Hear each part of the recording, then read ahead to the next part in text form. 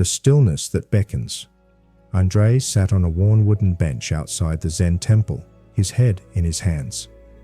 The afternoon sun cast long shadows across the stone path. Master Ryo, the old monk, approached quietly, carrying 2 cups of tea. He placed one beside André and settled onto the bench without a word. After a few minutes, André spoke without looking up. "I can't escape it, Master," he said, his voice tight. "My mind won't stop. The regrets, the fears, the endless thoughts. I feel like a prisoner in my own head." Master Ryo took a sip of tea, then placed his cup down carefully. When emotions become trapped inside, we become their prisoner. André looked up. "Then how do I set them free?" Master Ryo gestured toward the valley below, where the trees swayed with the breeze. "See how the wind moves through the leaves? It does not resist, does not hold on. It simply passes. Emotions need to move to be able to process in order to heal. But we don't like feeling some of these hard-to-feel emotions, so we try to suppress them. But the deeper you bury them, the more restless they become, and somehow, in some way, they will find a way to express themselves, either through sickness or some other reactive behavior that engorges itself with pain." André looked at Master Ryo. "Easier said than done. My thoughts don't just pass, they crash into me like waves.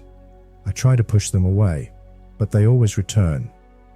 Master Ryo nodded. "When you run from what chases you, you cannot discover the stillness that beckons you."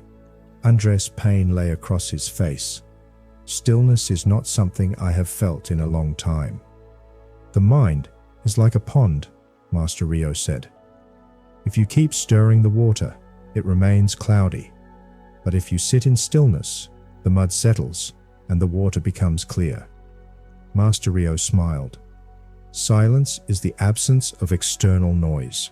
Stillness is the absence of internal noise that stirs up your thoughts and emotions." André looked away. "I don't think I've ever truly felt that kind of stillness." Master Ryo watched him for a moment. Then he reached for a small stone on the ground. Without a word, he tossed it into a nearby pond. The water rippled outward, distorting the reflection of the sky.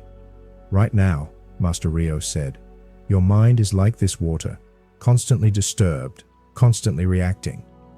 You fight against your emotions, try to control them, push them away. But emotions either become your freedom or your prison. Choose wisely." André stared at the rippling water. "And how do I choose freedom?" "By allowing stillness to cradle your thoughts," Master Ryo said. "By sitting with them, not running from them. Stillness cradles your thoughts and whispers lullabies to the tired mind." André closed his eyes. He listened to the rustling leaves, to the soft bubbling of the pond, to his own breath.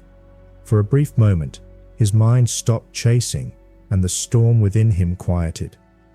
When he opened his eyes, the water had stilled, reflecting the sky once more. He let out a long breath. "Maybe," he said softly, "I've been chasing peace instead of letting it find me." Master Ryo smiled.